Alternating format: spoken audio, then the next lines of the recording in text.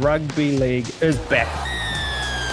Drum roll, please. You're a true Warriors fan. I have no recollection of that hot take. We don't all have to agree. It's good to be back. It's just a really boring thing. Oh, partner. Start winning some games. I think there'll be a lot of changes to the team. I've got them making the 8 for mine. Let's go.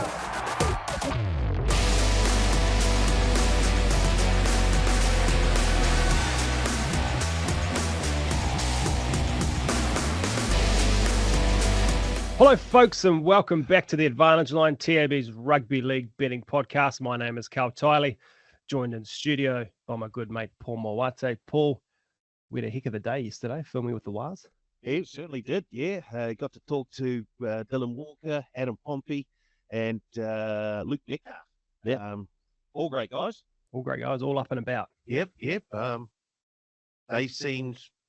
That's all I'm going to say. I'm just going to leave it at that. Watch this space for some cool content coming soon. It's not really the segue I was looking for, but say, speaking of cool content, Nick Tedeschi.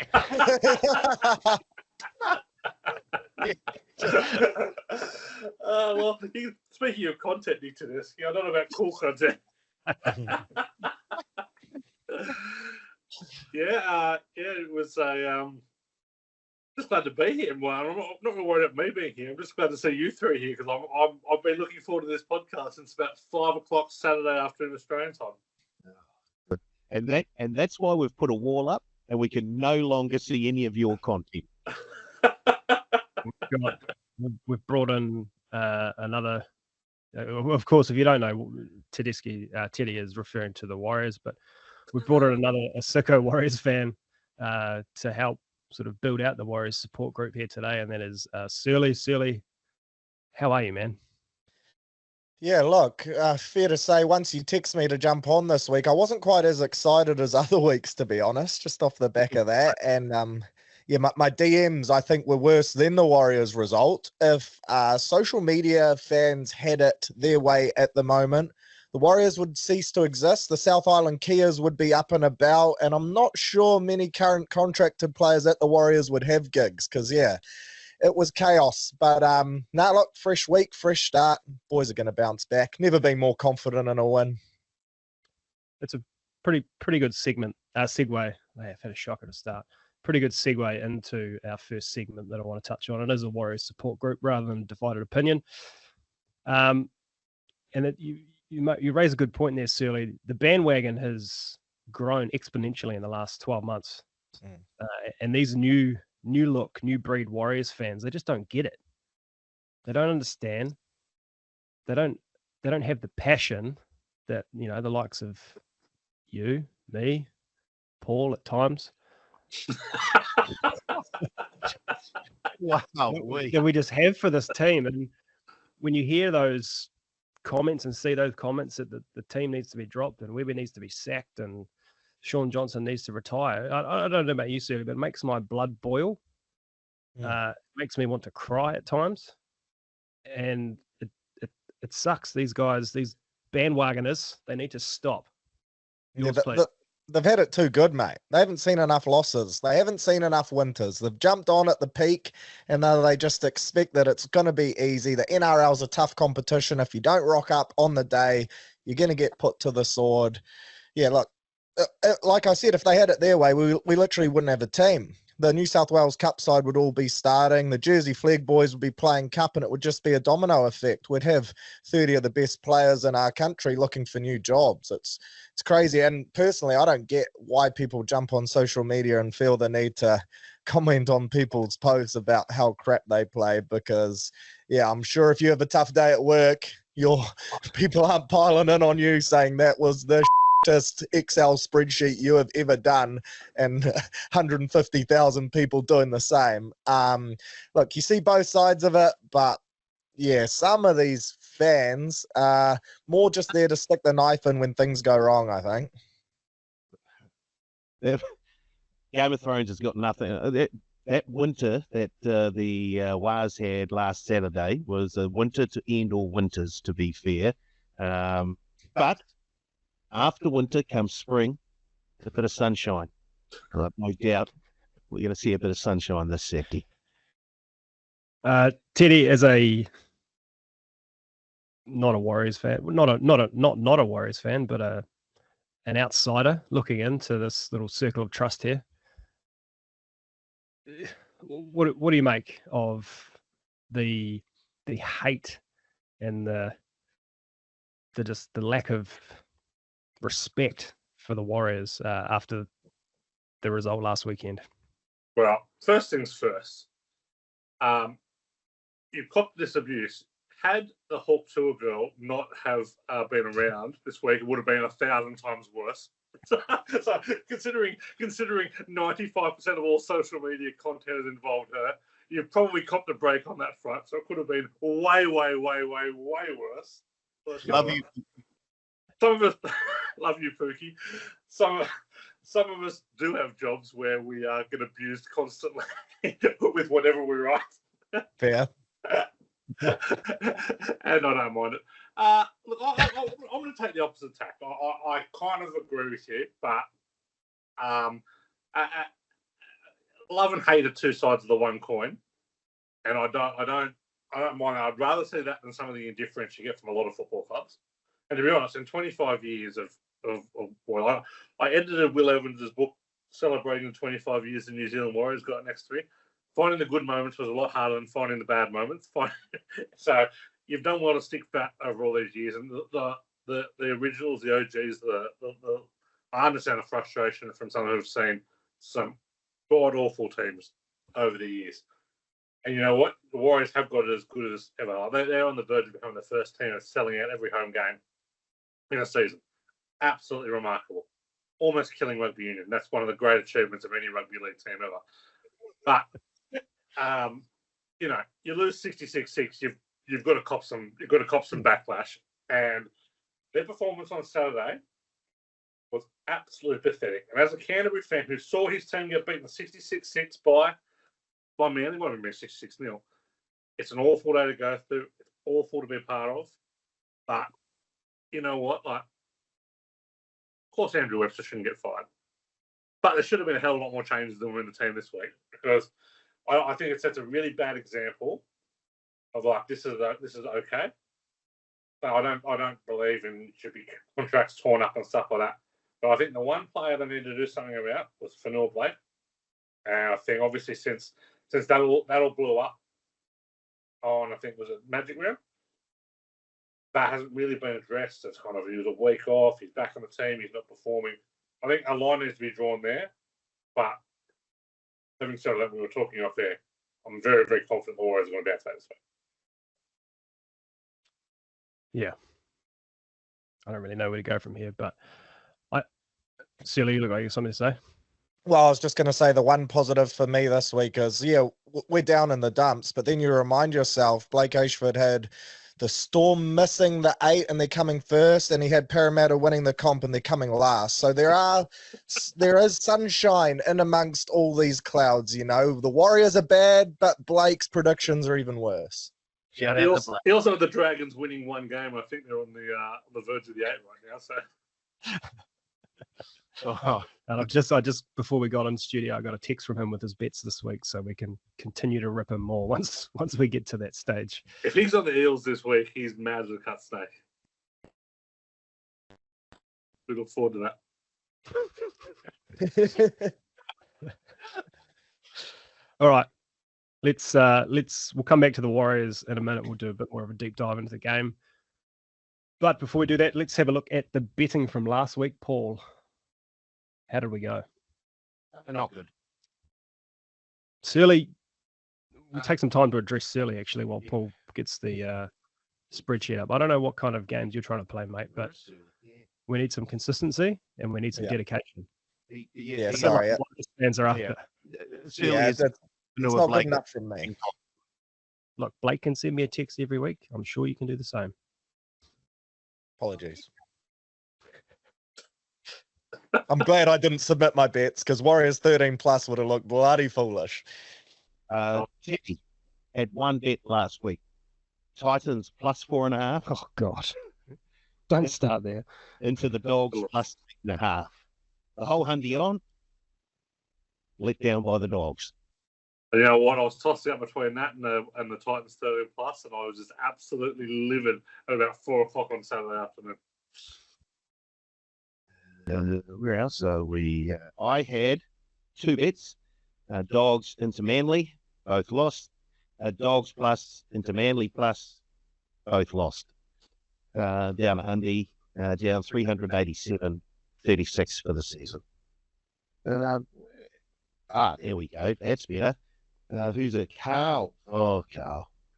High scoring game. Dolphins v Melbourne. Hey, we had the clubhouse lead for a little while there. At 7s. He was looking good until the Wars played. And I think the Tigers Raiders game. At the same total. So anyway, no good. That's why I was paying $7. You had Dogs plus 8.5 into Calm Ferreira into Montoya. No good. And you had Dolphins plus 12.5. Yay. Into Bulldogs plus 12.5. Into Southside to head. No good. Down 100. What was the last one, sorry? Dolphins plus 12.5. Tick. Dogs plus 12.5. Oh, what the Dogs lose by? Look at Hey, that. You've seen Teddy fly for the Dogs lost. So yeah, no good. Down 100, and you 8.55.11 up for the season. Searle, 2 weeks in a row now, no selections. Okay, just sort of leave that there. And our good friend Blake, he had Souths to win, Roosters to win, into the Wars to win. And no good there. And then he had Dom Young to score a try, Alex Johnston to score a try, and Sean Johnson to score a try. No good there. He is down 100 and down 627.30 for the season. All right, let's quickly go and have a look at the tipping. Now, for the regular podcast listeners, we're actually now on SENZ too. So for the new SENZ listeners, we've got a tipping comp, Paul. What's the rundown with the tipping comp? Are we talking about our for punters to win a? That's exactly what I'm talking about. Well, yeah. The only tipping comp. Punters and hosts, is that correct? No, that's not correct. While Paul finds the details out, Boom, boom, boom. I'll give a quick update. Yep. Aish is into the top 20. He's 19th.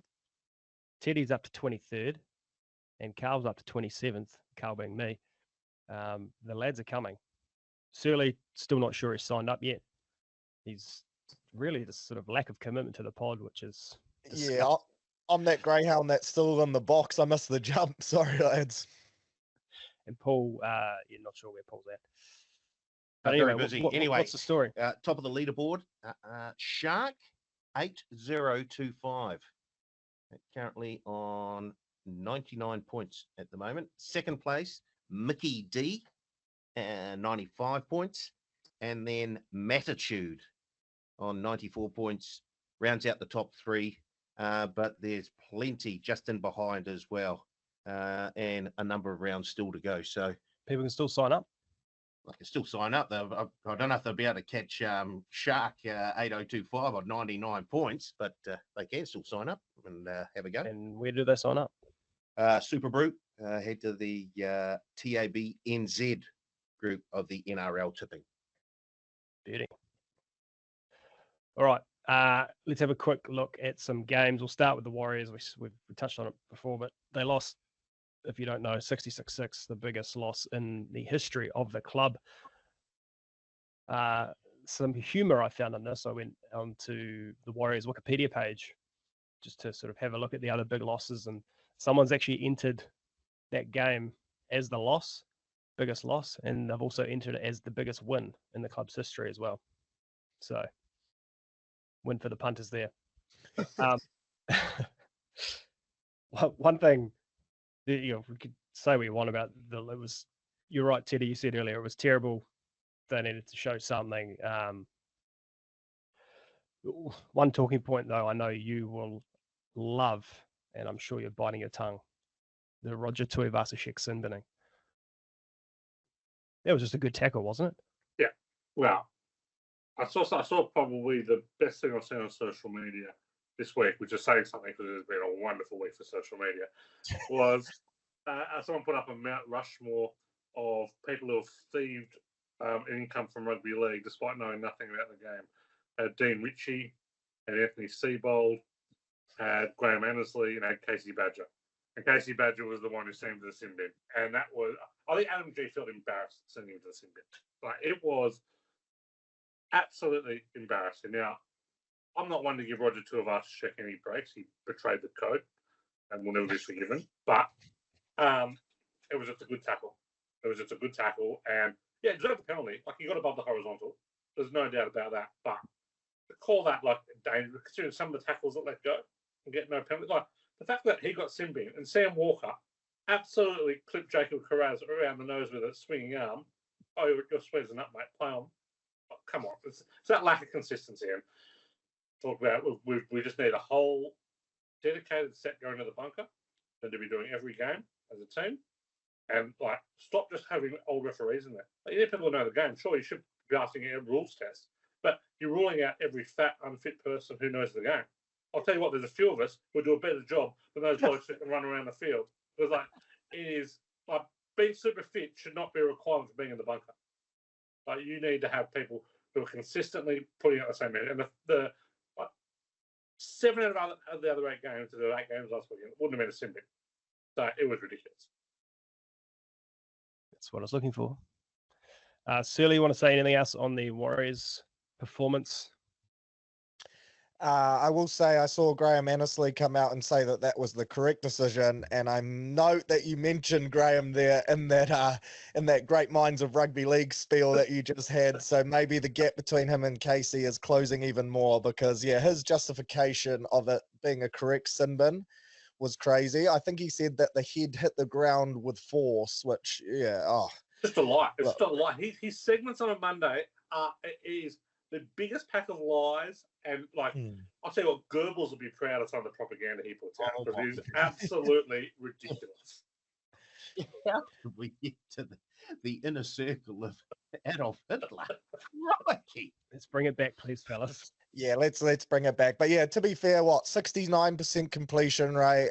Titans looked like they were playing downhill. They're a fast footy side, and while they may have been at the bottom of the ladder, if you let them get a roll on, they do have attacking threats there that can really hurt you.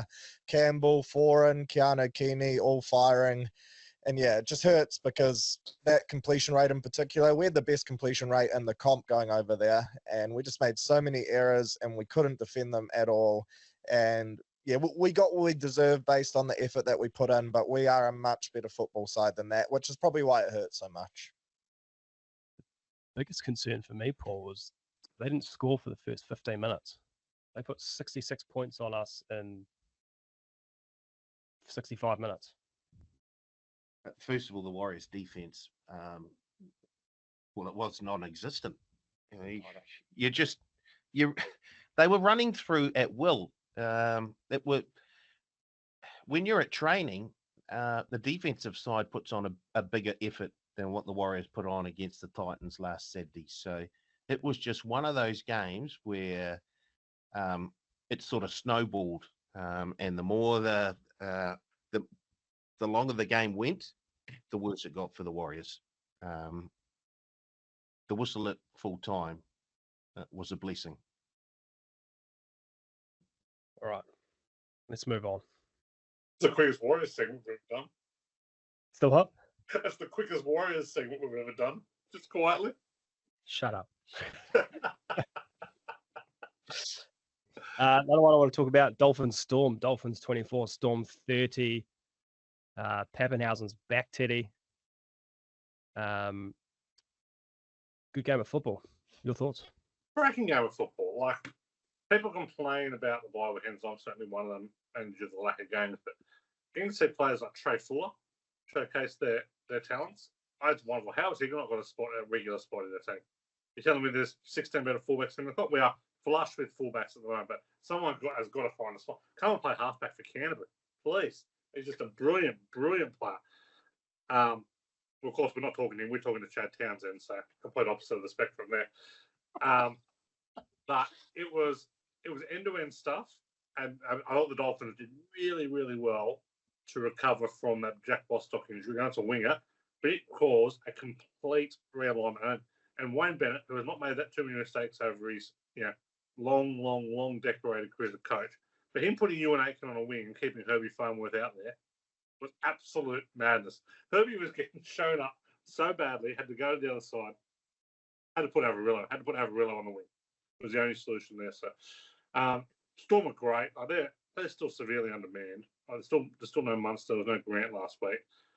Jerome Hughes is going as well as anybody in the competition. And he, for a player that great, I don't know that there's a more underrated player in the comp than Jerome Hughes. No one mentions him in the same breath as some of the elite players in the comp.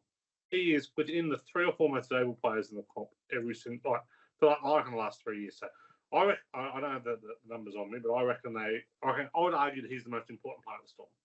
Jerome Hughes, more important than Pat, more important than Grant, so definitely more important than Munster. So great game between 2 top 4 teams, really good spectacle. You mentioned Bostock there. He was out cold for a long time, and there was some serious concern there for a little bit.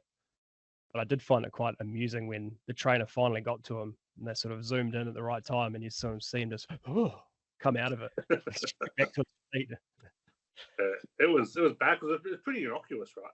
It looked like it wasn't like he copped a head high or anything. They just kind of landed on the back of his head. But that kind of stuff is scary, real scary when you see stuff like that. Hard game played by hard men. So good performance all around from both teams. Again, obviously I hate rugby union, and Will Warbrick is an absolute liability in defence. But gosh, when he's got the ball in hand, he can do stuff with it. Right? Sure, the passing through was a mile forward for that first try, but his ability to get how he picked up that chip was very, very impressive. So good stuff for him.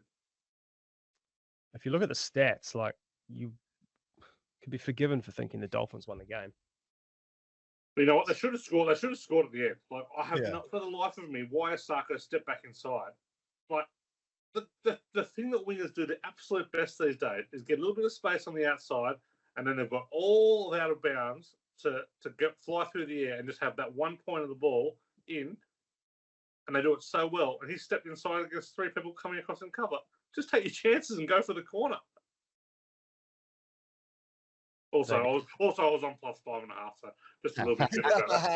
Here's the truth. There we go. Bad beat of the weekend, number 1. Yeah. Searle, Paul, want to add anything to the Dolphins Storm game?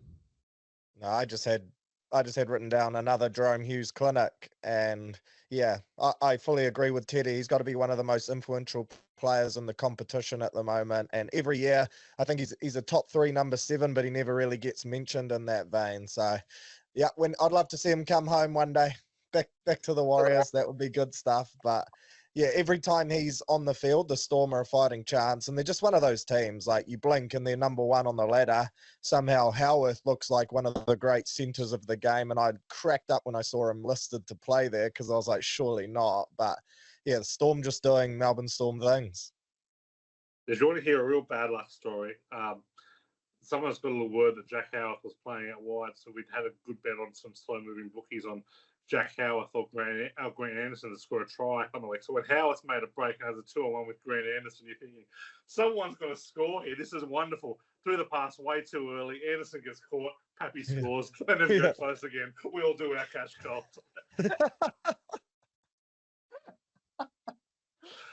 Bad beat number 2. It was an expensive game. And the other one I want to quickly touch on, the Tigers Raiders. Paul, the Tigers 2 in a row now. They nearly put on 50. Are they back? Yeah, well, and there's only one game on the Sunday. We almost got the 1-7 try bingo as well, with Ethan Strange and Kyo Weeks dropping down for the Raiders. Number 3. Curse the number 3, Paul. Adam Dewey probably would have had the number 3 on his back if he was named in the side proper to begin with. And boy, oh boy, isn't it great to see him back after such a long break? And he looked really, really good too. This Tigers thing, I don't think they're not going to get the spoon this year. I think they got a few more wins in them, and they're starting to get a few more players back. I just look. There's a good mix of youth, a bit of experience. I'll tell you what, Benji's got some building blocks there to go on with this. Yeah, I'm really impressed by the way they played, and I think they should play as many games as they can out at Campbelltown and or Leichhardt, because I'm guessing other teams would prefer to play at a core stadium. They've played 10 debutants this year, the Tigers. Next closest is 4. They're currently up to they played their 35th player on the weekend, which is insane. But like a lot of clubs don't go through that number in a year. It's got 10 weeks to go. I'll tell you who we need to call out as well. That young winger, Luke Lauerlee, I think it is, or Luke Lauer. He looks like a mini Brian Tyler the way he plays the game. Like he is just a little pocket rocket who's like how he just got in a dummy half, had that confidence, and just make that dart over from 15 meters out straight past Josh Papali'i was amazing. So yeah, I don't know if they're coming well. If they came last, it wouldn't surprise me because teams like young teams, it's all going to be about confidence, right? And they've built up 2 weeks of confidence, and now they're going to have to play the Roofs this week, who could put 70 on them. And all that confidence goes away. But I don't think they deserve to come last. And they 100%, I agree with you in principle, Paul, they're not the worst team in the comp. I would rather be them than a few other teams right now with their roster. I'd rather be them than Parramatta right now. I think locking up Lockie Galvin helps as well too. Just knowing that there's a guy in the 6 jersey, a young talent who wants to be there. It fills the rest of the players with a bit of confidence too, because if your youngest and most talented guy's looking around being like, I don't want to be here, then some of the old dogs are like, why am I bothering? So I think having him committed long-term and all of a sudden saying he wants to win premierships there, I think it helps them massively too. I think you touched on a good point there as well. So I think there's been too much of that grumpiness from senior players, the Clemmers and a few other Charlie Stones who don't really want to put their body on the line, who don't really want to dig in, who are just like, this is a contract. I think not having those guys on the weekend, I think it really, really helped them. Like, really just like, I feel that you could sense the positive vibes from the Tigers straight away. And I think it might help them keep Stefano, which is an absolute key for where they're going in the future. So I think massive win in the club's history last week.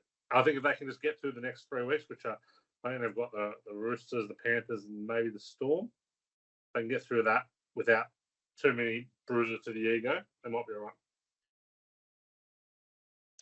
All right. Tell you what, looking at the ladder, that 60-point win has really helped the Titans out. Yeah, another great bit of social media from the week. Like, well done, Trent Barrett, for managing to take your team to the last when you didn't play. And the two big wins from the Tigers and the Titans certainly helped that. Yeah. All right, let's move on. Would you rather? Quick one this week. Would you rather be the most skilled player on the team or the most intelligent player on the team, Teddy? Well, when I played, I would say I was one of the more intelligent players in the team. It was one of the worst players in the team, so I'm going to take skills. That's something I've never had, so let's go with that. Footy intelligence or just intelligent in general? I don't have much intelligence, so. Searle. Yeah, I took this as footy IQ, just laying it out there, and I'd go with that just because I think you can get by with a good but not the best skill set in the game. You're thinking like a Cam Smith or someone who was skillful, but his footy IQ was just next level. So I'd go footy IQ just because you can't coach that, but you can work on skills. If you're dumb, you're dumb. That's a great segue to come to me. Sorry, Paulie. I didn't mean to look you in the eye as I said that, by the way. Footy IQ for me. Yeah, nice. Because, well, I've been the most intelligent person on a number of teams, not least of all a team that Teddy led once. So, I know I can make those around me better by being the most intelligent. So, yeah, that's easy. I'm not going to argue that you weren't the most intelligent on the team, Paul, but that doesn't say a lot. And I'll take intelligence too to round it out, 4 from 4. I definitely wasn't the most skilled player on the team, but I'd say I have more skill than I do intelligence, and probably could have elevated had I had more intelligence. All right, NRL grid time. If you're on the pod, pause it, Tuesday, 25th of June. Find it, No, play it, and come back. no. Across the top. Played for New South Wales, or has played for New South Wales. Has scored 500 plus points in career. Debuted as a teenager. Down the left. Has played for the Tigers. Has played for Penrith. Has played for the Sharkies. Teddy, your top row, please. It's going to be very hard to beat this week, boys. Very hard to beat. Heath Galloway, 3.01. Tigers and played for New South Wales. 500 points. Tigers got a wizard here, 2.3. Joel Kane. And debut as a teenager, West Tigers, Lockie Galvin, Brain, 0.12. Holy moly! Did Joel Kane? Did he? How many years did he play? 5 or 6. He was top point scorer one year. He got 240 odd points in the season. Crikey! Searle, your top row. I also had Keith Galloway and Joel Kane, and then I had Josh Valladay, 0.02 points. One of the great lids, hissing mullet, had him in there. Yeah, good. You want to go, Paul? Suppose so. Andrew Fafita, 5.37. Scott Prince, 11.16. Paul Fatuera, 1.03. He made it. Yes. Paul Fatuera, he's in again, and Paul put him in. I've got Stefano Utokumano, Wizard, 1.46. Ooh, nice. Pat Richards, 4.93. And also Lockie Galvin, 0.12 Brain. I was trying to think of older players. You throw Stefano in there and you get 1 point. A Wizard. I've worked this game. Wow. not happy You've either got to be really, really recent or really, really old. Totally. I think as well. It's a bell curve there, Paul. So Yeah, and he played 6 minutes, so you get brownie points for every little minute that he played. and the club's filthy that he hasn't been picked for a couple more as well. So Yeah. Middle row, Ted. Panthers, New South Wales, Trent Waterhouse, Wizard, 1.71. 500 points in a career. Panthers, Reece Wesser, 8.43. And debut as a teenager Panther, Amos Roberts, 1.56. Searle? Yeah, wow. I had Matt Moylan, 3.44. Then I had Reece Wesser, 8.43. And then I had Jackson Purdue as my debut as a teenager. And that was wrong, 100. But he was playing 19s for New South Wales the other night, and he's played in the NRL. He played for the Cowboys, though, didn't he? I think he's signed to the Panthers, ain't he? I'm pretty sure he debuted for the Cowboys. Well, that would be why then. There we go. Who was your first one? Sorry, Searle, you dropped out. Matt Moylan. Oh, yeah. And what was the score? I'd expunged that from my mind that Matt Moylan played for New South Wales. What an absolute disgrace that was. 3.44 I got there, but I've got 100, so it doesn't matter. And Jackson Purdue does play for the Cowboys. I was thinking of those two brothers that Jack played Cole, for the Panthers. Nah, the wingers. I'll find them. Jesse McLean. Yeah, Jesse there we go. McLean. So I'll change my answer to that for a brain, 0.04. Back on track. I'm so happy to hear that. You say you've got 100. It doesn't matter. I can tell you it might matter. Yeah, just leave mine alone, all right? Okay, Peter Wallace, 3.49. Rees Lightning, 8.43. And Samana Tahu, 2.41. I'm surprised everyone went with a try scorer for the 500 plus points, and we've all just dodged the goal kickers. Well, hang on. Jay, yeah, trust me. Hang on. Yeah, there's more to come. So I've got Liam Martin, 1.86, Brain. Michael Gordon, 14.2. Oh, Flash Gordon, got ya. That hurt. And Luke Lewis, 4.76. Bottom row, Ted. Played for New South Wales Shark, Matt Pryor, 3.17. 500 points in a career for the Sharks. Wizard, 2.42. Luke Cavell. And this is where I won't be beaten. The Bruiser teenager played for the Sharks. Was labelled as the next Sonny Bill Williams. He only played one NRL game, but he also played 0 rugby union games, which gives him a better career than Sonny Bill Williams. Carl Faliga, Unicorn, 0.01. Wow.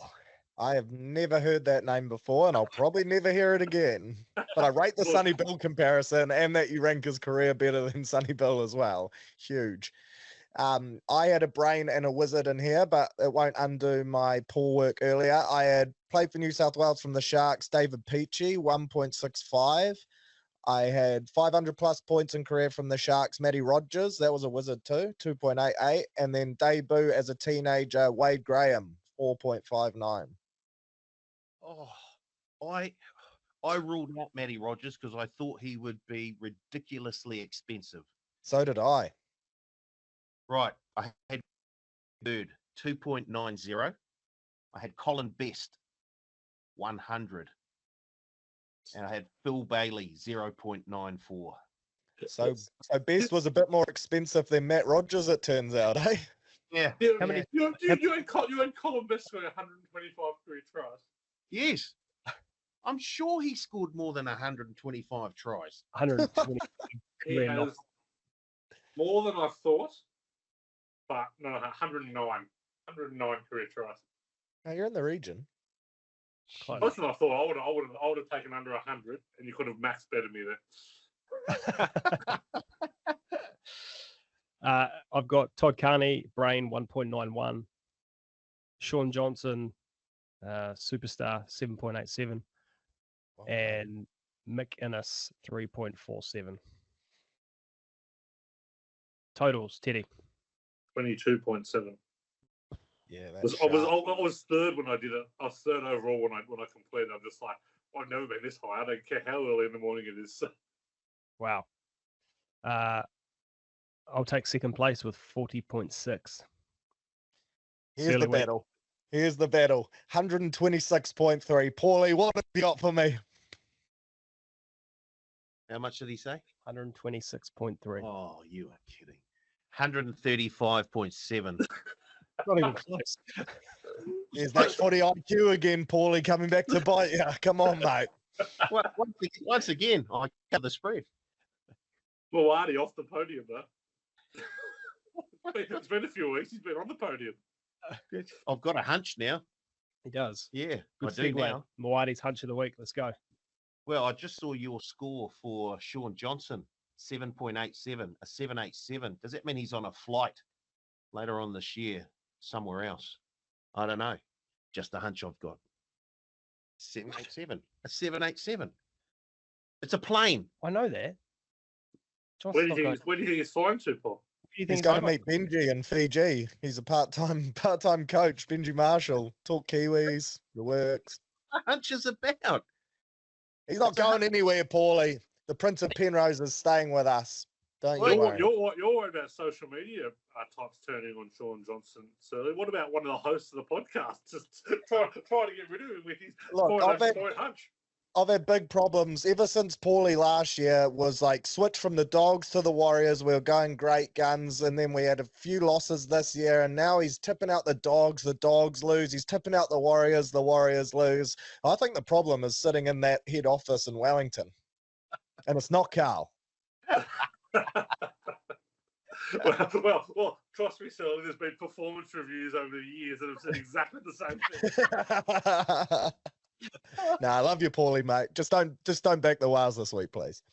No, I won't. And I'm about to draw up a personal grievance against one Nick Tedeschi. You could probably just copy and paste from the last one, Paul. All right, so that's your hunch of the week. That's my hunch. Okay. Boo. Yeah. Oh. All right. Origin predictions. It is Wednesday, 26th of June as we record. Origin is tonight. Just want a couple of predictions around the table that we can all be held accountable for come next week. Teddy, give me your winning score, please.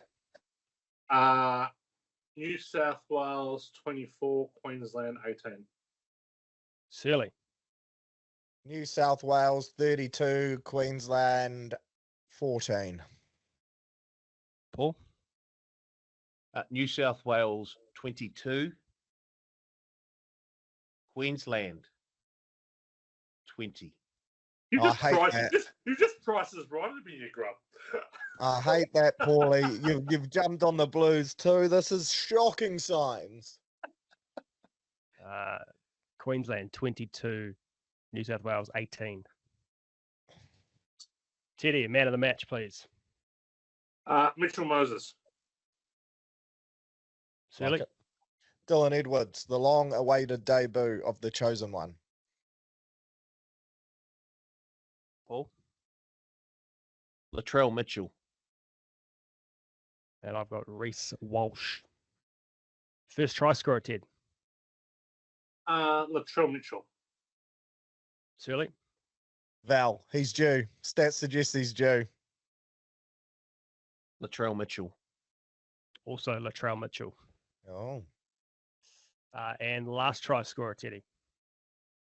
Amaso Tabula Fido. $1. You said that, $1. Searle? I've got Latrell Mitchell in the 63rd minute.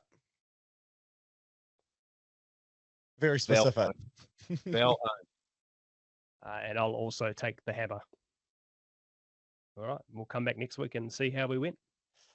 Well, we're all going to go pretty similar there. So I think three of us picked the same scores about identical to each other, and then revolved around the same try scorers. Yeah, it's going to be it could be a 3v1 there. One person shines or three shine or anyway. All right, let's have a look at this week's NRL. We'll start with the Dogs, $2.40 versus the Sharks.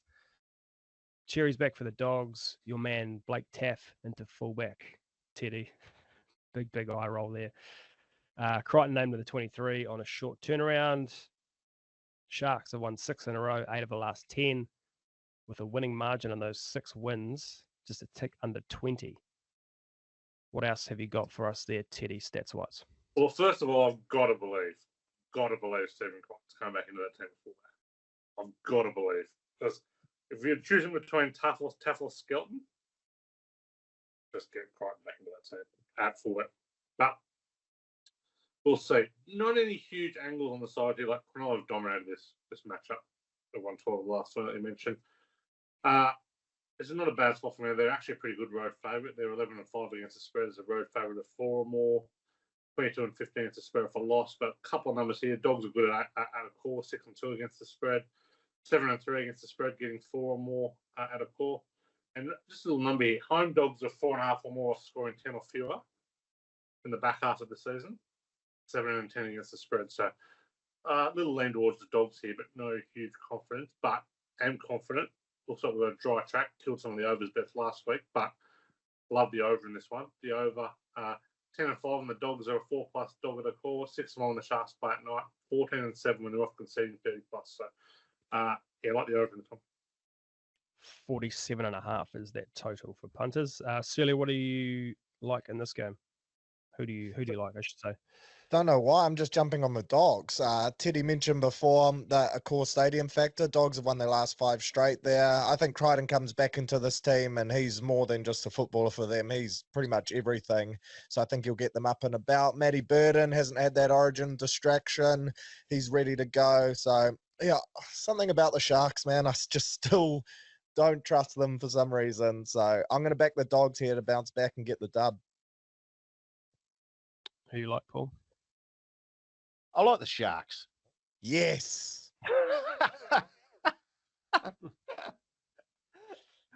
I think it's going to be a tough road backing up from Origin for Crichton. And I just think the Sharks come in very, very undisturbed by Origin. But I like the settled look of this side. I'm happy to take them head to head. I like the Sharks too. Next one. Warriors, $2.25. Broncos, $1.65. SJ gone for 4 weeks minimum with Achilles. So that means Tomato Martin, Chanel Harris-Tavita in the halves. DWZ is back. You have to think Barnett comes straight back in, or he has been named. I don't know what you guys think, but I can't see the Broncos sending their Origin stars across after a short turnaround. That would be stunned. Would be stunned, particularly the forwards, and particularly Reece Walsh off that injury. Yeah. yeah, I'd be shocked if they all went across. I think Kevy said that Kerrigan and Haas no, but Walshy was a genuine chance just because he's been off. But I don't know if we can trust Kev or not. The only thing with the Broncos is they need a win. Yeah. Like, they can't be letting 2 points go for that. No. So I don't know. I don't think Kevy's the sharpest knife in the coaching toolbox. So I will. I'm just two metaphors there, so I shouldn't be judging too much on that one. So, but it's it wouldn't surprise me if he did panic and send them all over. But realistically, no sane team would be making these guys jump on a plane from Melbourne up to Brisbane, recover, Brisbane down over to Auckland. That would be madness. So I can't see him going. You mentioned earlier, Ted, that you love the Warriors this week. Tell us why, please. Warriors are, I think, maybe my third or fourth max bet of the season this week, of the year. But they are absolute. I won't say certain this because we're going to gamble responsibly, but as close as you're going to get to being confident on something. Teams are conceding 66 plus since 2008, which is when I've got the data back for. 9-0 against the spread the next week. Teams are conceding 60 or more, 18-3 against the spread at the same time period. Home dogs are conceding 50 plus, cover at 77%. The Warriors conceded 50 plus 10 times in the last week was the 11th, conceded 10 times prior to 2008, but covered 8 of them. Covered 4 of the last 6 of the dog at Mount Smart. The Broncos probably not going to have most of their stars, as we mentioned. 4-9 against the spread in a state off a loss. I'm the outsider in this matchup. Has covered 8 of the last 9 Warriors Broncos. So I'll be stunned if the Warriors don't jump favourites here. So I expect those players to be ruled out post Origin. But I am absolutely chips in the Warriors right this week. Like every chip I've got, I'm all in. How good. You can't really follow that up, Searle. Nah, I reckon you just play that in the sheds pre-game. Get the boys up and about. They'll be headbutting the walls. The drums will be beating. I love that. Tough to follow up for sure. I think Dallin scored 5 tries in his last 3 games against the Broncos too, and the Broncos have conceded 49% of their tries this year on that side. So Dell or Rog is also a good bet. But yeah, I like Dallin this one for a meaty, but I'll be back in the Warriors. I think this is a real bounce back week. This is one where we show what we're made of, and it's must-win territory now in front of a sold-out Mount Smart. So I think we get the job done. Plus, best-looking jersey in the comp being rolled out this weekend. The boys simply don't lose. I can see it now. Oh, yeah, I can see them in the changing room. We are the Warriors. Tedeschi's on our side.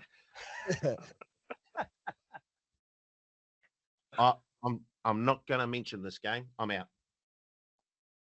Wow. Well, we're certainly not going to play that speech, Paul.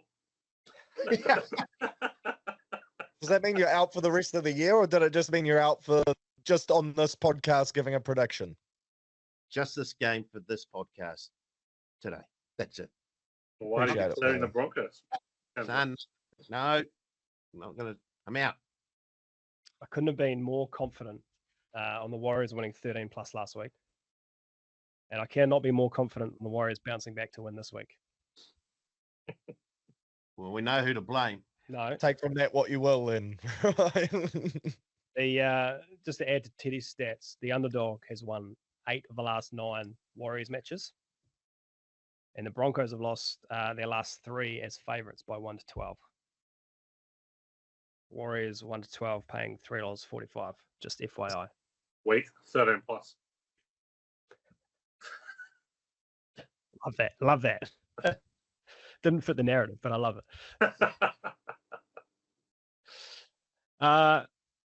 Cool. Let's pick a couple more games to go over. I'm going to open it up to the floor here. Teddy, any big betting games standing out for you? Couple, but one I want to touch on is the Knights Eels game straight after. I can't believe the lack of respect being afforded the Knights. I'm not a Knights guy. I generally play against them. But they're at home. They've got a pretty good home record, covered 8 of the last 13, good winning record. They've 11-6 against the spread off scoring 8 or more points. So that's their attack's kind of clicking. They tend to perform well. They're against a team who's last in the comp. I don't know if you've heard this, but Trent Barrett is 13-48 in the last 3 years as a head coach.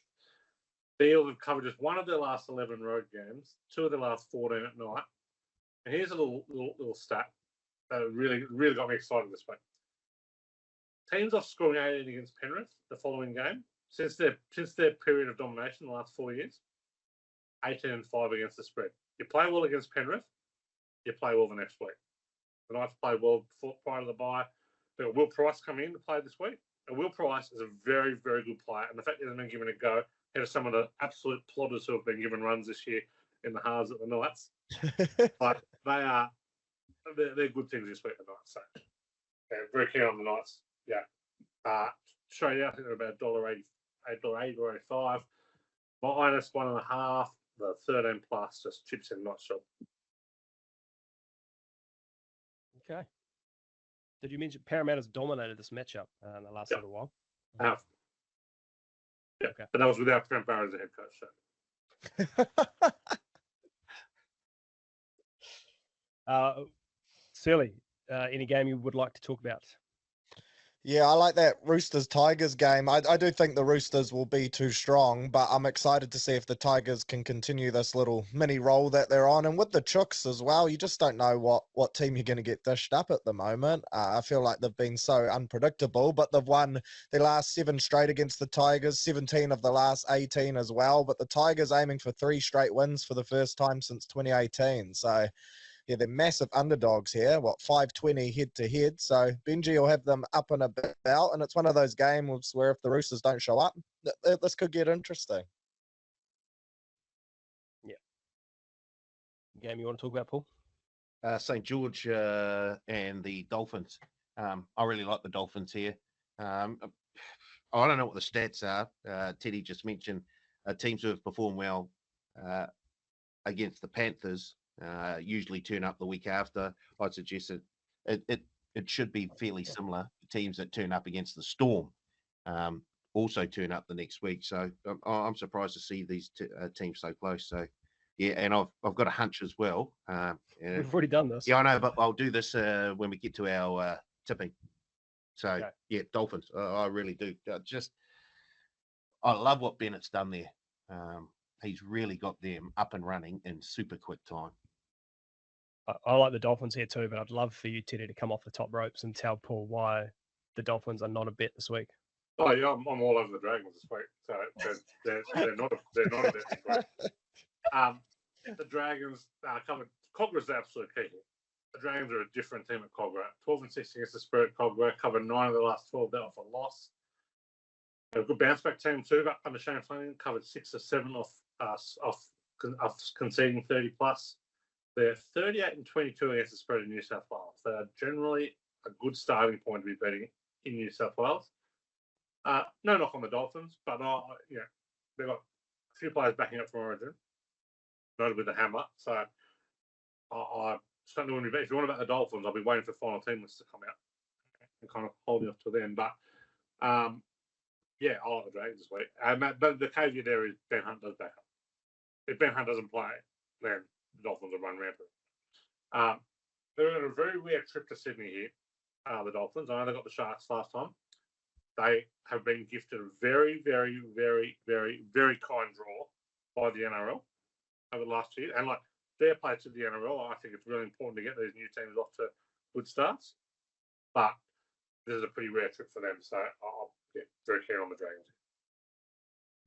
So you've come back well there. You're getting very close to Paul. Sort of, if this option's available, then I'll take this. But if it's not, then I'll take that territory for a little bit there. Yeah. Just got to put a caveat in for the punters. Like some games, you can just like the Warriors game. You're just betting now. Like, there's absolutely no like they're only going to shorten the Warriors because all the Broncos might be out. But if a team misses Ben Hunt or if a team misses Hammer, then things change completely. So we are recording this on a Wednesday, pre-Origin. Things can change. I was very keen on a few overs last week that I backed early, and then the weather turned around and it rained all weekend, and I had overs in Manly and South over 50.5, 14-0. What a game that was, by the way. Oh, we can get on to Anthony Seibold later, but he's coaching in that game, not playing young Jamie Humphries out of bitterness because he's going to the club, and playing Tommy Talau in the halves was one of the worst bits of coaching I've ever seen in my life. He pretty much cost his team 2 points because South will there to be beat. Let's move on. Oof. We're going to go to some betting. We get $100 each a week. Searle, you're only getting 100. You're not getting 300. It's not fair. Oh, Yeah, I know the game you're playing. You're building a bank without building a bank here. no, but then when it loses, it really hurts. Like it did last time when you gave me 200 and I was negative 200. That hurts, man. Yeah, but if you, what do the group think? Do we give him 300? No. No. I say yes. He's Oh, had his thanks, Teddy, mate. I've always felt a good connection with you. I'm Right, just a fair operator. Fuck. Shit. Oh, I've heard it all. $100 on whatever we like. I have got Blake's bets here, so I'll start with him. He's got 2 plays. Panthers head to head. Geez, really going out on a limb here. $1.28 into the Raiders plus 15.5 against the Storm. 90 on. $90 on that. And then he's got a $10 same game multi in Origin. Lomax and Latrell Mitchell to score a try. New South Wales to win 13 plus. That is Blake's betting. Teddy, where are you going this week? I am going 2 bets. First bet, $70 on New Zealand Warriors plus 3.5 into Dallin Martinez Lesniak to score a try at $2.84. And a $30 head-to-head multi. Warriors, Knights, Dragons, Panthers. That will be $10.75. Nice. $30 on that. Shirley. Yeah, I've got 3 bets here. My first one is the Dogs plus 6.5, Eels plus 7.5, Finns plus 6.5, and the Panthers head to head. I got $50 on that. That's paying $4.69. Then I've got $30 on the Warriors into Dal, just Warriors head to head. Dallin Martinez-Lesniak to score at $3.21, and then a $20 Origin flutter on the Blues minus 1.5 into Trowell Mitt anytime. $3.93. Get up the mighty Blues. Paul. I started with an Origin bet, and it's a power play that the boys have put up. Latrell Mitchell and Valentine Holmes to combine for 2 or more tries, and either team to win by 1 to 12. It's paying $9. I've put 30 on there. I've then gone a triple head-to-head. And I've done this because I found this channel on TV that was playing a whole lot of 80s music the other night. And so I've taken anyone who's got an 80 in their head-to-head price. The Knights are $1.82. The Dolphins are $1.85. And I'm taking the Panthers, who are $1.28. They're playing the Queensland Cowboys, who are $3.80. So I've sort of shuffled slightly there. That comes out at $4.30. I'm putting $50 on that. That is singularly the worst logic for a bet I've ever heard on any channel ever in my life. Yeah, I'm confused. I'm not going to lie. We'll cut this out. We'll replay this next week after I collect. I'm not saying it's a bad bet. I'm saying the logic behind it's ridiculous. It's a hunch. He's got a hunch. It's a hunch. What hunches are. And if we get the Sunday try bingo out, here we go. I'm putting my last 20 on the Sunday try bingo 1 to 7. There's 3 games, so you're an odds-on chance. Yeah, that'll pay about $1.50, but good luck. All If right, it doesn't come out, what 8 loopholes are you throwing in as the suggestion? Don't do that. Don't give him the chance. Sorry, I've got time today. I want to be entertained. If the harvest moon comes after June 30, then all right, my $100. I got 3 plays. $20 on the Sharks minus 4.5 into the Warriors plus, and Eels head to head at $7.44. $30 on Ronaldo Mulatalo, Dom Young, and Will Warbrick to score at 4.53. Wicked wingers. $50 on the Warriors, 1 to 12 at 3.45. Ye of little faith. I thought you were back, you boys. I thought you were chips and wires. Chips and wires. I am chips and wires. It's actually not coming up on my screen. All I'm seeing is the end of your sleeve. So. Well, you know. I know. All right, I think my co-host is falling apart here. Oh, Why don't you wrap this thing up? yeah. I think he's got a cold as well. Come. Hawk. Oh, don't. Oh no. Finally, it needed something like that to ruin it and put social media in there, and that was just it. Wow. Apologise to the listeners. Teddy, thank you very much for joining us again. Don't just apologise to the listeners. You can apologise to the co-hosts as well. Oh, promos. Sorry, promos. Yeah, we've got a State of Origin 3 or more league same game multi-bonus cashback.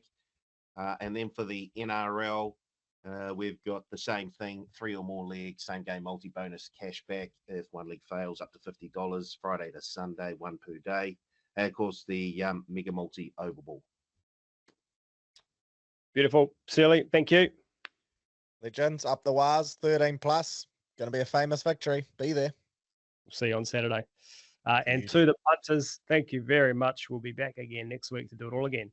Cheers.